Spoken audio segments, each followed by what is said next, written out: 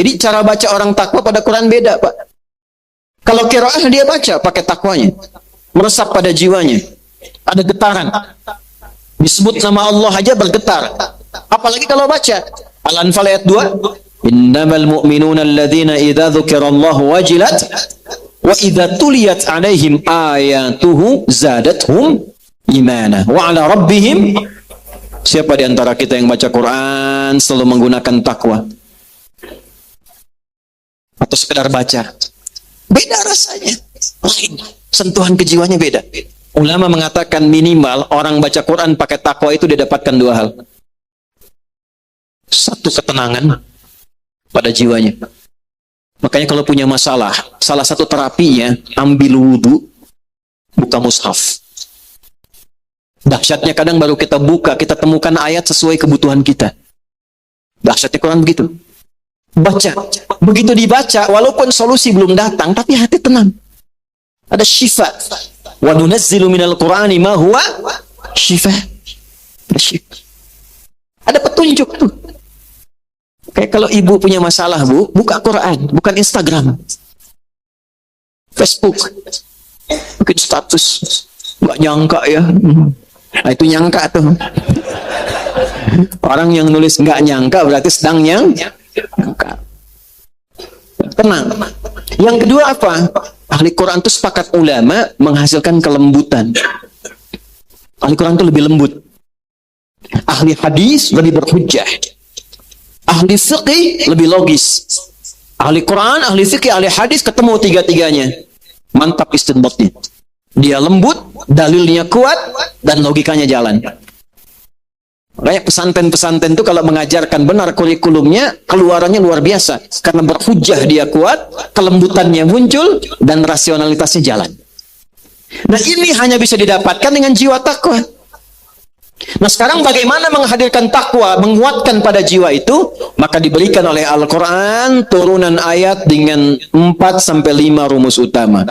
Yuk kita keluarkan amalan ini, kita khususkan pada ayat ini saja karena waktu ini kita terbatas malam ini. 1, ayat 3-nya, hudal lil muttaqin alladzina yu'minuna bil ghaib. Untuk menjadi orang takwa itu, jalan pertamanya, perhatikan baik-baik. 1, alladzina yu'minun. Yu'minun. Artinya apa? Allah berikan tawaran pada semua tanpa kecuali. Jadi kalau ada hamba yang tidak bertakwa, yang salah bukan Allah, hambanya yang nggak ngambil. Saya sering istilahkan, hidayah itu Allah tebarkan, tinggal kita mau ngambil atau tidak. Kayak sinyal handphone, Anda teleponan di dalam, sinyal nggak kuat, Anda keluar kan cari sinyal. Sama, takwa itu juga ada sinyalnya. Kalau Anda merasa kurang, cari sinyalnya. Cari di majlis ilmu, cari di masjid, cari di tempat orang-orang menghafal Quran, cari di tempat orang-orang yang senang ibadah, supaya naik sinyalnya. Nah, cara pertama mengaktifkan takwa itu, alladzina Allah tawarkan pada semua tanpa kecuali, yu'minun. Apa sifat utama yang harus melekat itu? Iman. Iman itu kalau ingin dapat, dia harus kerja, harus usaha. Iman Allah anugerahkan pada diri kita, ada potensi dalam diri kita, ditanamkan iman. Kullu mauludin yuladu alal fitrah. Setiap yang lahir Allah berikan fitrah. Di antara fitrah ini ada iman. Tahu dari mana? Quran surah 30. Ayat berapa? Ayat 30. Fa'aqim wajhaka lid-dini hanifa fitratallahi allati fataran nasa 'alaiha. Hadapkan dirimu, upayakan dirimu pada din yang lurus, yang benar. Apa itu din? Ditafsir di Quran surah Ali Imran ayat 19. Inna dina indallahil Islam. Dasar Islam itu pakai iman. Jadi ketika iman itu ditanamkan pada jiwa, itu fitrah. Fitratullah, fitrah yang Allah tanamkan pada diri kita. Tugas kita bekerja mengeluarkan cahaya iman ini. Supaya iman dari sini naik ke mata, maka memandang menggunakan iman. Dari mata turun ke lisan dulu, jangan langsung hati aja. Dari mata turun ke lisan, bicaranya pakai iman, mendengarnya pakai iman, melangkahnya pakai iman. Kalau Anda riset ayat-ayat tentang tubuh kita dalam Al-Quran, itu rata-rata menggunakan iman. Mata, Quran surah 24, An-Nur, ayat 30 untuk laki-laki, 31 untuk perempuan. Kullil mu'minina yaghuddu min absarihim.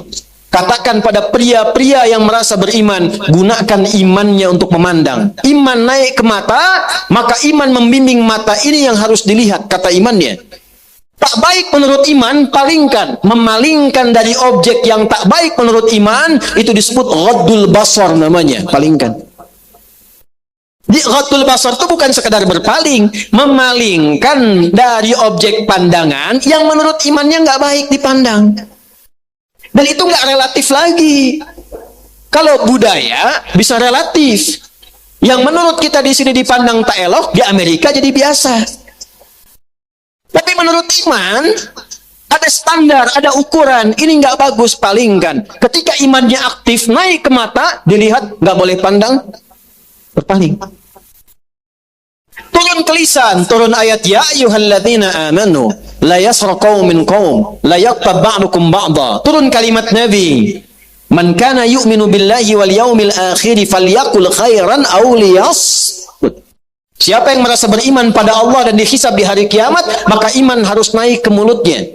Kalau iman sudah masuk ke lisan, apa yang keluarnya? Semua kosakatanya baik.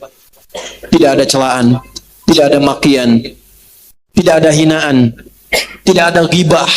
Semua keluar yang baik. Tak mampu, dia diam. Anda pernah dengar kisah Al-Hasan, Sayyidina Hasan radhiyallahu ta'ala anhu? Beliau hidup di masa saat ayahandanya dinistakan, dijatuhkan karena fitnah kubra. Lewat dengan anaknya, dicelak habis tuh, celak habis. Beliau diam. Dalam riwayat demikian. Anaknya bertanya kepada ayahnya setelah orangnya pergi, ya abi lima lam tarud. Ayah, kenapa anda nggak jawab, nggak diklarifikasi itu celaan itu? Apa jawabannya? Ya bunayya ana la adri kaifa arud. Nah, anakku sayang, bapak nggak tahu cara balasnya gimana. Saking bersihnya hatinya untuk mencari kosakata untuk hanya sekedar mengatakan, ayahku tidak seperti yang kau duga.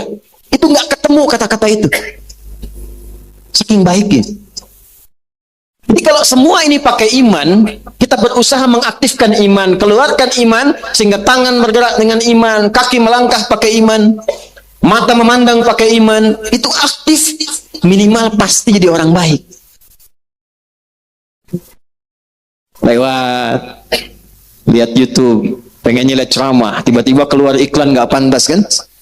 Misal, itu bukan karena salah channelnya, mungkin karena Anda pernah buka sesuatu yang salah. Ada algoritma ikut di situ, algoritma YouTube. Tapi karena imannya sudah hadir, maka langsung kemudian wajahnya bisa berpaling. Lisannya istighfar, astagfirullah. Tapi kalau imannya masih setengah, lisannya istighfar, matanya tak berpaling, astagfirullah. Masih usaha. Nah, yu'minun itu terus berusaha. Setelah kita punya iman dikasih oleh Allah, kita pengen berlatih, tapi berlatihnya enggak sekarang berlatih, besok berhenti. Besok berlatih, lusa berhenti. Tidak. Sekarang berlatih, besok berlatih, terus berlatih, konsisten melatih iman, itu yu'minun namanya. Artinya Allah memberikan jalan, kalau ingin jadi orang takwa, yang pertama harus komitmen untuk konsisten melatih iman, supaya muncul dalam perilaku kita. Sekarang pertanyaannya gini, lanjut. Gimana caranya melatih iman ini? Supaya tidak menurun. Seperti ilmu. Al-ilmu nurun. Ilmunya nurun. Berkurang. Tidak jadi cahaya lagi. Ya, supaya nggak redup. Apalagi kata Nabi akan ditemukan satu masa, paginya beriman, sorenya kufur. Yusbihu mu'mina wa yumsi kafira. Akan ditemukan orang saking fitnahnya merajalela, banyak menyebar, itu ada orang yang paginya beriman, sorenya bisa kufur. Saking cepatnya pergolakan hidup pada masa itu. Gimana caranya? Nah, beramal soleh. Turunkan amal soleh itu apa yang jadi prioritas. Betul, beramal soleh. Karena itu kita temukan setiap ada kata iman itu disebutkan 811 kali dalam Al-Quran. Semua turunannya, amanu, yu'minuna, mu'minun, itu ada 811 kali kurang lebih disebutkan. Setiap ada kata iman, sandingannya amal soleh. Baik namanya amal soleh, ataupun langsung rincian amalnya. Surah paling favorit dalam Al-Quran selain Al-Ikhlas, An-Nas, Al-Falaq, Al-Asr kan? Wal 'asr innal insana lafi illa alladhina wa. Nah, sekarang kita keluarkan dari banyaknya amal soleh itu apa saja. Latihan cepat untuk meningkatkan takwa sekaligus melatih iman. Teruskan ayatnya. Alladzina yu'minuna bil ghaibi wa yuqimunas.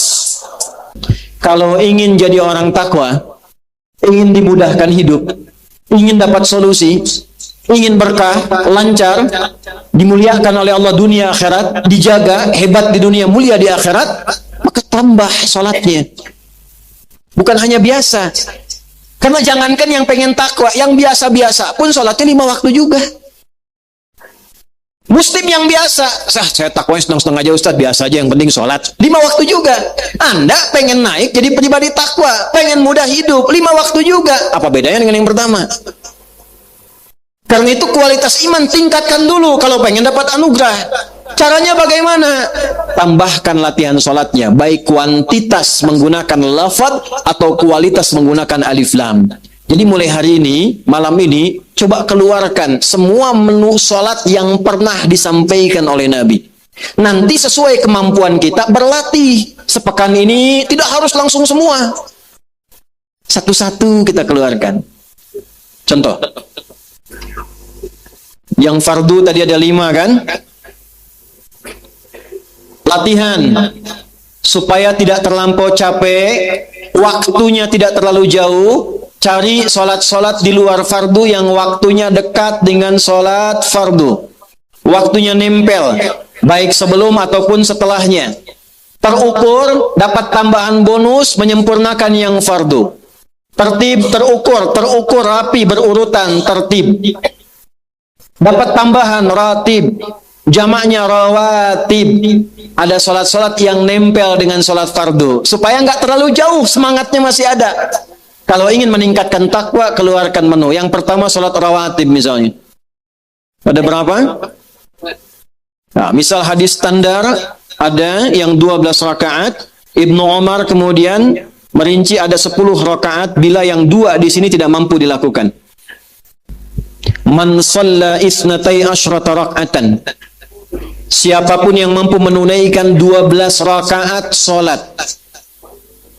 Fi yaumin wa lailatin, siang malam yang mengiringi salat fardunya 12 rakaat. Arba'an qabla dhuhri, 4 rakaat sebelum zuhur. Berapa rakaat? Raka'ataini ba'daha, 2 rakaat setelah zuhur. 4 tambah 2, 6. Raka'ataini ba'dal maghrib, 2 rakaat setelah maghrib, 8. Raka'ataini ba'dal isya, 2 rakaat setelah isya, 10. Wa raka'ataini qoblal subhi, 2 rakaat sebelum subuh, 12. Bunya lahu bihinna baitun fil jannah. Orang yang konsisten menjaga 12 rakaat itu tambahan fardunya, mengiringi fardunya konsisten selama hidupnya sampai dia wafat, Allah akan balas dengan membangunkan satu rumah untuknya di tepian surga. Semua sahabat yang pernah mendengar hadis ini mengatakan, aku akan jaga amalan ini sampai aku wafat. Semua sahabat. Istri Nabi mendengar hadis ini, saya akan konsisten jaga itu. 12. Latihan. Anda bayangkan, istri Nabi, ada yang sahabat Nabi, tetangga Nabi, kerabat Nabi, dekat dengan Nabi, takwanya tinggi. Mendengar ada ayat-ayat, ada hadis-hadis, motivasi meningkatkan iman, sholat sunnah, 12 rakaat, walaupun takwa mereka tinggi, tetap mereka kejar. Ada orang bukan istri Nabi, bukan sahabat Nabi, bukan tetangga Nabi, jauh dari Nabi, cita-cita pengen surga Firdaus, bisnis pengen lancar, siksa kubur pengen nggak ada, kemudian meninggal pengen husnul khatimah. Jangankan yang sunnah, yang fardu pun masih gelisah.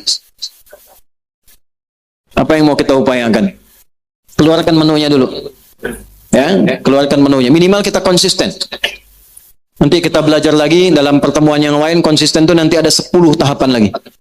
Ya, konsis 1, konsis 2, konsis 3 sampai konsisten tuh. Kalau sholatnya dikerjakan sebelum yang fardu, qabla al-fardu, qabla salati subhi. Qabla, salatnya dibuang tambah ya dengan nisbah dan tak di ujungnya menjadi qabliyah. Maka kita temukan qabliyah subuh, qabliyah zuhur. Ustadz, saya ini kerja di kantor, waktunya singkat kalau zuhur, nggak sempat 4. Gimana solusinya? An Ibnu Umar radhiyallahu taala anhuma. Hadis riwayat Ibnu Umar, semoga Allah ridhoi beliau dan ayahnya. Qala, beliau mengatakan, hafidhu 10 rakaat min Rasulillah sallallahu alaihi wasallam. Saya hafal 10 rakaat dari Nabi sallallahu alaihi wasallam. 10 itu salat rawatib yang mengiringi salat fardu. Beliau meringkas 4 jadi 2, rakaataini qabla dhuhri. Jadi kalau waktunya padat, waktu-waktu sedang di kantor, nggak dapat 4, cuma dapat 2 nggak ada masalah. Kerjakan 2, nilainya sama dengan yang 4. Sudah rutin, sudah konsisten, sudah enak, tambah dengan yang mutlak. Ada yang nempel dengan waktu-waktu sholat. Asar, tadi kan nggak disebutkan, nggak ditemukan qabliyah rawatib, nggak ada ba'diyah rawatib. Tapi qabliyah, tidak semua qabliyah itu rawatib, ada yang mutlak. Sebelum asar ada nggak sholat sunnah? Ada, ditemukan di mana hadisnya? Ibnu Umar lagi. Gimana bunyinya? Rahimallahu mra'an shalla qabla al-asri arba'an. Allah akan menambahkan rahmat pada seorang hamba yang mau menunaikan sholat 4 rakaat sebelum asar. Qabliyah isya mau pakai boleh. Apa dalilnya? Ma baina adzanaini rakaatain. Di antara 2 adzan dan iqamah masih boleh salat 2 rakaat. Ada yang jaraknya agak jauh dari yang fardu. Siang. Dari subuh ke zuhur jauh jaraknya. Antara subuh ke zuhur ada yang sunnah. Apa itu? Duha. Awal duha disebut dengan syuruk. Syuruk itu awal duha. Ada pertengahan duha, ada akhir duha. Awal duha kurang lebih kalau dikonversi 1 jam 10 menit setelah subuh. Man shallal ghadata fil jama'ati, siapa yang salat berjamaah subuh, tsumma yaqudu yadhkurullaha ta'ala, kemudian dia duduk gak langsung pulang, zikir dulu sama Allah. Ada yang zikir, ada yang baca Quran, ada yang belajar, ada yang ta'lim, ada yang macam-macam. Ya, tsumma yusalli rak'ataini, kemudian dia salat 2 rakaat fi bidayatid duha, di awal duha. Saat matahari mulai meningkatkan ketinggiannya terus melewati batas terbitnya, maka bayangan naik kemudian 1 tombak. Naiknya isyraq, posisi turunnya isyraq disebut syuruk, awal duha disebut syuruk. Fakana alaihi ka ajri umratin, maka dia mendapatkan pahala senilai umrah.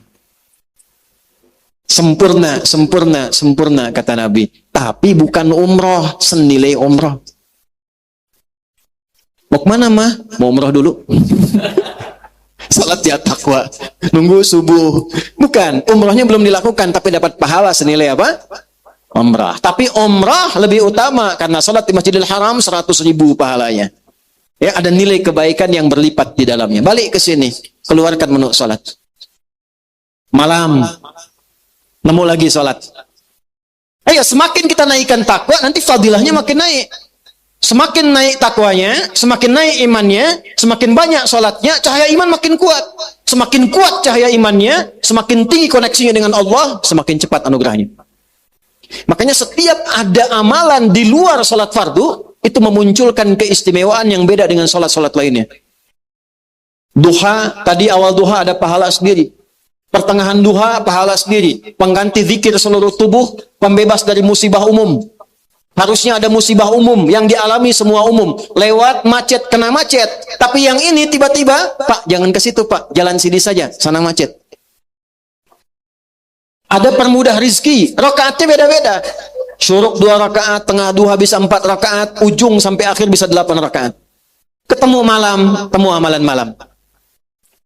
Malam namanya lail. Jamaknya layali. Turunannya lela, lili, lala. Ibu Leli, ibu malam-malam. Kita pengen sholat malam, bangun, qiyam namanya. Malam lail, qiyamul lail. Turun surat Al-Muzammil. Ya ayyuhal muzammil. Qumil laila illa qalila. Nisfahu aw inqus minhu aw zid alaihi warattilil Qur'ana. Masya Allah. Duhai orang yang sedang berselimut. Kalau Al-Mudaththir artinya apa? Berselimut juga. Apa bedanya Al-Mudaththir dengan Al-Muzammil? Kalau Mudaththir dithar, itu biasanya selimut digunakan untuk berlindung karena kegelisahan atau kekhawatiran. Kalau muzammil, orang yang berselimut memperlakukan selimut seperti teman yang menaungi dengan kenyamanan, enak. Paham ya? Kitab Badul Wahyi Al-Bukhari, hadis nomor 2 sampai 3 dari Jabir bin Abdullah radhiyallahu taala anhuma. Nabi turun dari Gua Hira setelah periode Iqra, malaikat belum nampakkan wujud aslinya, masih nyamar. Belum turun wahyu, Nabi turun keluar siang-siang, kosong, pemandangan gak ada apa-apa. Di tengah-tengah saat akan turun, tiba-tiba ada suara, Muhammad. Tengok kanan, kosong, kiri, kosong, depan, kosong, belakang, kosong. Nengok ke atas, dalam hadisnya, aku melihat sosok seakan duduk antara langit dan bumi, sosok besar, melihat begini. Sudah Arif lah, keluar sini. Malam-malam, kita selesai jam 10, ini itikaf sampai jam 1. Dia keluar dipanggil, Mas Arif. Sorry, tengok kanan kiri nggak ada orang, depan belakang kosong. Lihat ke atas, baju putih, badan besar, rambut panjang, Mas Arif. Responnya gimana tuh? Apa sih? Lihat hadisnya, faru'ibtu minhu, maka jiwa kemanusiaanku muncul, bulu kudukku naik, aku percepat jalanku pulang. Karena belum pernah lihat malaikat Jibril dalam wujud aslinya pada masa itu, baru pertama kali. Begitu sampai ke rumah, dibukakan pintu, melihat wajah Sayyidah Khadijah hilang setengah gelisahnya. Ibu tuh gimana caranya di Sayyidah Khadijah? Suami ibu pulang dari kantor ada masalah, lihat wajah ibu begitu dibuka, tambah masalah. Setengah masalah. Nanti ibu belajar ya bu, lain kali nanti ada waktu belajar kenapa istri Nabi diizinkan lebih daripada 4. Dalam riwayat menyebutkan 11. Kenapa? Saya riset, saya pelajari, salah satu hikmahnya ternyata, bukan bab poligaminya, bukan. Salah satu hikmahnya, ternyata seluruh istri Nabi itu mewakili seluruh karakter perempuan di muka bumi. Ada yang tenang, ada yang senang masak, seperti Sayyidah Saudah binti Zam'ah. Ada yang senang fashion, seperti Sayyidah Zainab. Ada yang senang ilmu, gesit, seperti Sayyidah Aisyah. Anda pulang dari sini, temukan, istri Anda mirip siapa?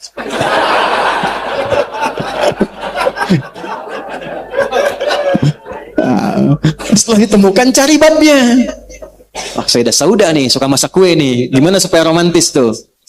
Karena Nabi itu kalau menemukan Sayyidah Saudah masak adonan pun, usia kan udah sepuh, di atas 60 tahun. Itu masih bisa ngambil bagian adonan, dikecupkan, di kening begini, masih bilang sayang. Tuh. Beda bab, nanti ya, kapan-kapan pulang kita bahas. Melihat Sayyidah Khadijah, hilang setengah gelisahnya dan mengatakan zammiluni, selimuti aku. Masuk kamar, diselimuti, dibisikkan di telinganya. Kalau bahasa kita, kama qala zaujil karim, sayang, engkau itu orang baik, tidak punya musuh, perawat anak yatim, penopang kaum duafa, yakinkan pada hatimu yang paling dalam, kalau bahasa kita, aku akan selalu membersamaimu dalam suka dan duka. Tidak ada tuh jawaban Nabi asik. Nggak ada. Saja tuh. Nggak ada. Tenang. Nah saat tenang itu dari gelisah turun surat. Ya ayyuhal muddathir. Hai yang menggunakan selimut dari kegelisahan itu. Sudah dikasih wahyu, sudah belajar, sudah punya ilmu. Kum fa'anzir. Sudah lewat 3 tahun 6 bulan. Dikasih ilmu, sudah ada pembekalan. Sekarang dakwah. Di dakwah tuh pakai ilmu. Nabi 3 tahun 6 bulan dididik oleh Allah, diberikan tambahan pengetahuan, turun Al-Mudaththir, dakwah. Antum 3 menit baca ayat langsung kasih fatwa, mustahil. Ini tablik nih, balik. Muzammil beda. Innalaka fin nahari sabhan tawila. Duh, sibuk siangnya. Berangkat gelap, macet, kerja lagi. Malam istirahat pakai selimut, enak tidur. Diselimutin, selimut jadi teman tidur. Siangnya sibuk, malamnya lelap, cita-cita masuk surga tanpa hisab. Disapa oleh Allah, halus tapi dalam. Ya ayyuhal muzammil. Duha yang pakai selimut enak banget tidurnya. Yang menjadikan selimut sebagai teman. Qumil laila illa qalila. Bangun malam. Tingkatkan takwa. Walaupun sedikit. Tuh. Allah sayangnya pada kita. Allah nggak nuntut, Pak, walaupun sedikit. Jeda malam ke subuh itu kan 15 menit. Ya. Kalau subuh misalnya di 3.35 misal saja, ya, kita bangun itu, taruhlah misalnya di 3.15, itu masih punya waktu tuh, bangun, walaupun sedikit aja bangun. Kalau ditembuskan ayatnya, innalaka fin nahari sabhan tawilan, engkau ini gimana, siangnya sibuk, bekerjanya luar biasa, malamnya tidur enak, pakai selimut jadi teman, pengen ke surga, amalan belum cukup. Sadar lagi tuh. Coba kalau saya tanya, siapa yang merasa banyak dosanya angkat tangan? Tuh. Siapa yang merasa nggak punya dosa? Siapa yang pengen ke surga? Tuh. Siapa yang pengen di surganya sama Nabi Muhammad? Wah, luar biasa tuh. Nih saya kasih tahu aja ya. Nabi Adam melanggar satu aja, satu kesalahan, keluar dari surga. Antum bikin banyak pengen masuk.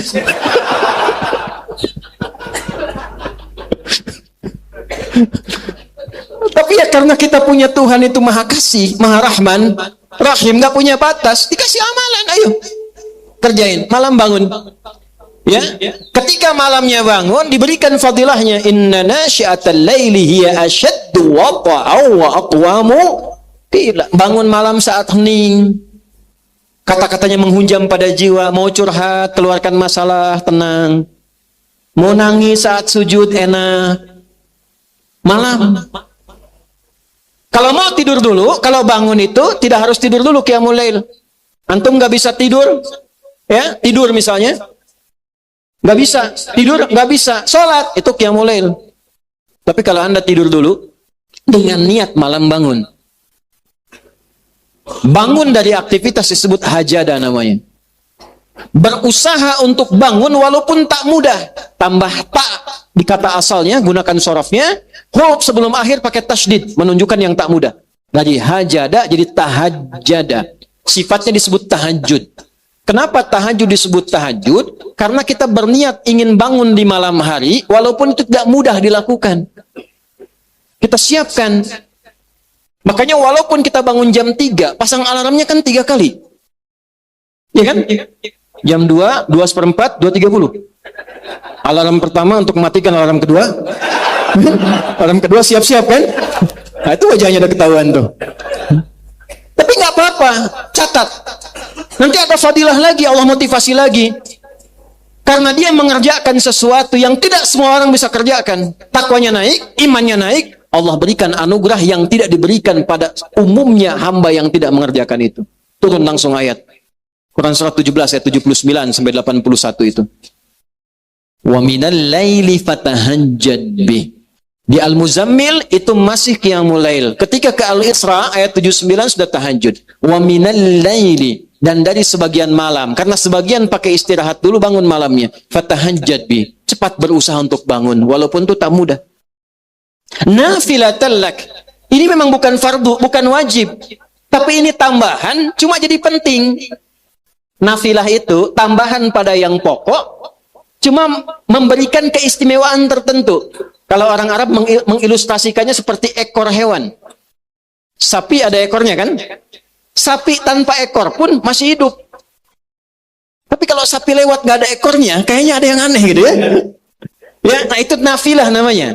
Sesuatu tambahan tapi istimewa. Kalau ini bisa dikerjakan, Allah berikan 4 hal yang tidak diberikan pada yang tidak tahajud. Sekalipun sholat fardunya khusyuk luar biasa. Nggak tahajud, nggak dikasih 4 ini. 1. Asa ayyab'athaka rabbuka maqaman mahmuda. Orang yang konsisten tahajud ditunaikan dengan benar sebagai pembuktian iman karena takwa. Bukan karena ingin update status. Dan naik takwanya, 1, Allah tempatkan dalam karir hidupnya di tempat yang terbaik. Bukan pilihan kita, tapi pilihan Allah. Kerja, Allah tempatkan tempat yang terbaik. Dan orang menilai pantas dapat posisi itu.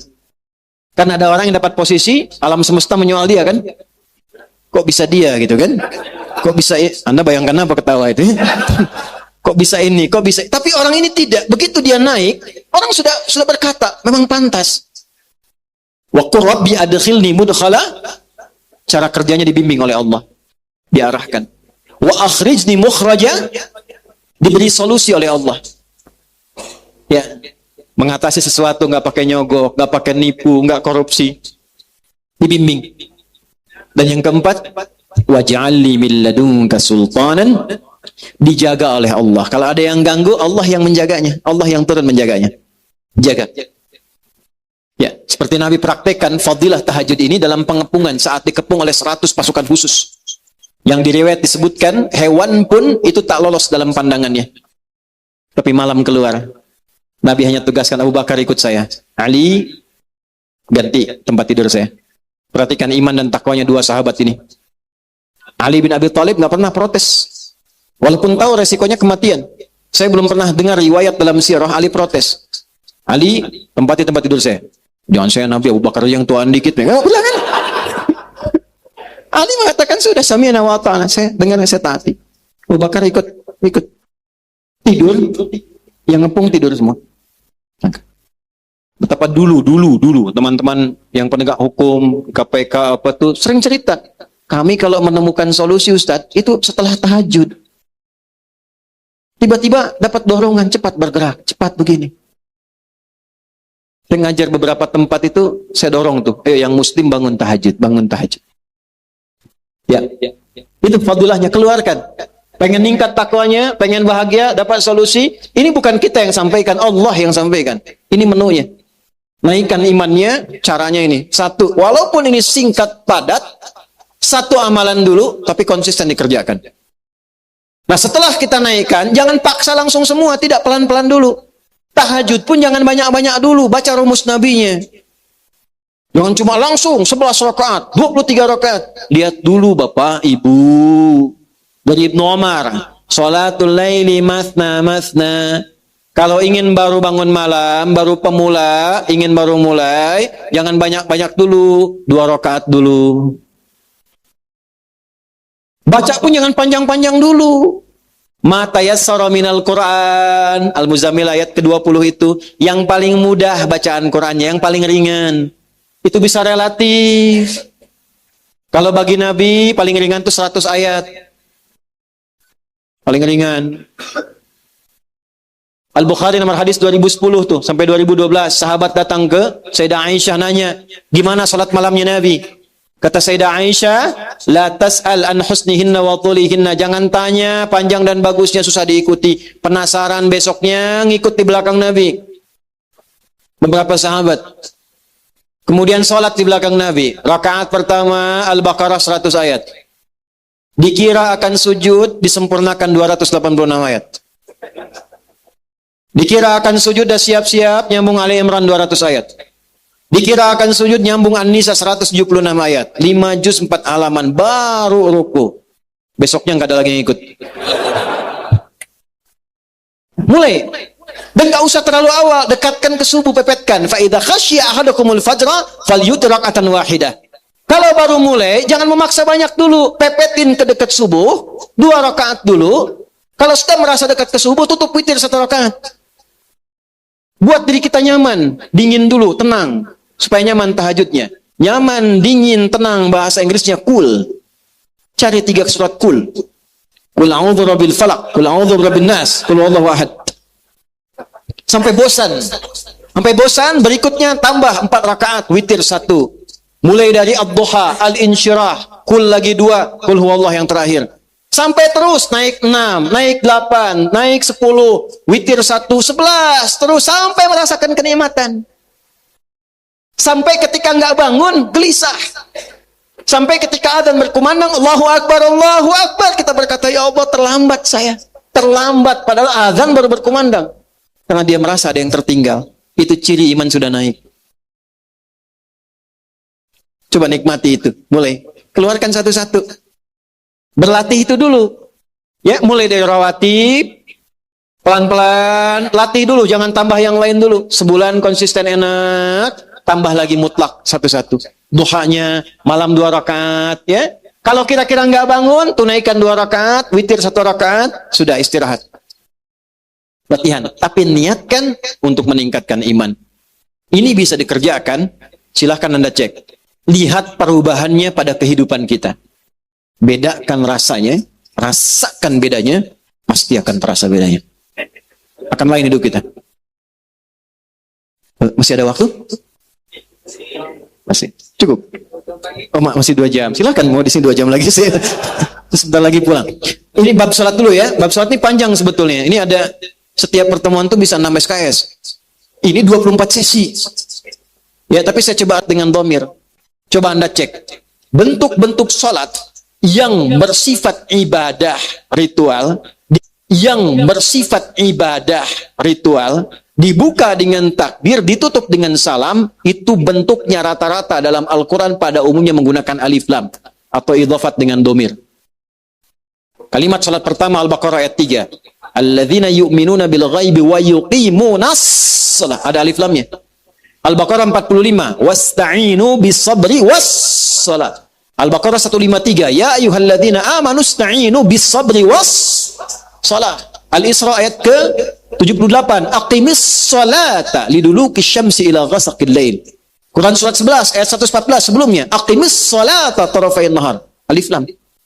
Innas salata tanha 'anil fahsya. Kenapa pakai alif lam? Alif lam itu ada ta'rif. Huruf yang berfungsi mengkhususkan sesuatu sesuai aturannya, sesuai petunjuknya. Seakan Allah ingin mengatakan, kalau sholat ingin bagus sebagai pembuktian iman, ingin naik takwanya, sholatnya jangan ditunaikan asal-asalan. Tunaikan sesuai pedoman, petunjuk yang pernah Allah ajarkan pada Nabi, yang diajarkan oleh Nabi pada kita melalui sahabat. Saking sempurnanya pengajaran Nabi, sampai Nabi mengatakan, Sallu kama ra'aitumuni, sholatlah kalian seperti kalian melihat aku sholat. Kita nggak pernah melihat Nabi sholat. Gimana caranya? Dari orang yang pernah melihat Nabi, orang itu mengajarkan, mengajarkan orang itu, mengajarkan lagi, sampai ke kita. Alhamdulillah dalam Islam, kitabnya ada, tokohnya ada, silsilahnya ada, sanadnya ada. Agama mana di muka bumi ini yang memiliki referensi yang jelas, sumbernya jelas, tersambung, sampai setiap generasinya melakukan ibadahnya sama, tidak ada beda sama sekali. Ini menunjukkan ini bukan karya manusia. Nah, oleh karena itu diharapkan kalau ingin naik takwanya, naik imannya, jangan sekedar sholat. An-Nisa 103. Fa idza qadaitumus salata. Ini ukurannya nih. Maka apabila Anda telah mengerjakan sholat, fadhkurullaha, maka segera cek, sudahkah tersambung dengan Allah? Benar nggak sholatnya? Kalau wakaf sampai yang tadi tidak pakai fadhkuru, berarti ada orang yang sekedar sholat saja. Mau nyambung, mau tidak, yang penting sholat. Kalau tidak disebutkan rumus dari tafsirnya, tidak disebutkan kejadiannya, kapan kejadiannya, siapa tokohnya, ini menunjukkan di setiap zaman akan ada ditemukan orang yang penting sholat. Mau khusyuk, mau tidak, yang penting sudah sholat. Ada yang begitu? Kenapa jawabnya pelan? Nah. Ditemukan. Nah, kalau kita ingin naik level ketakwa, naik. Keluar dari kebiasaan tadi, mulai perbaiki. Gimana caranya? Kembali ke hadis tadi, ini akhir dari perjumpaan kita. Ada orang namanya Khalad bin Rafi Az-Zuraiqi datang ke Masjid Nabi sallallahu alaihi wasallam, fadakhala ilal Masjidin Nabawi fa shalla wan nabiyyu fi janibin akhar minal masjid. Beliau salat, Nabi di sisi yang lain. Ilustrasinya begini, salat di pojok sini, Nabi di sebelah sana. Begitu selesai salam, thumma atan nabiyya sallallahu alaihi wasallam. Beliau datangi Nabi mengatakan, Assalamualaikum ya Rasulullah. Nabi jawab, Waalaikumsalam warahmatullah, salli, irji' salli, fa innaka lam tusalli. Kawan, balik lagi sholat, karena Anda belum sholat. Sampai 3 kali. Sampai orang ini berkata, Ya Rasulullah, alimni ma uhsinu ghairah. Ya Rasulullah, tolong ajarkan padaku sholat yang benar, karena saya taunya cuma sampai situ saja tadi, yang keliru tadi.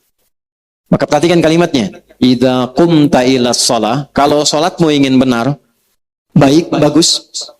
1, asbighil wudu, mulai dengan wudu yang baik dulu. Maka mempelajari salat yang benar, walaupun belum masuk kepada rukun, tapi menjadi syarat yang menunjukkan kebenaran salat itu dilakukan.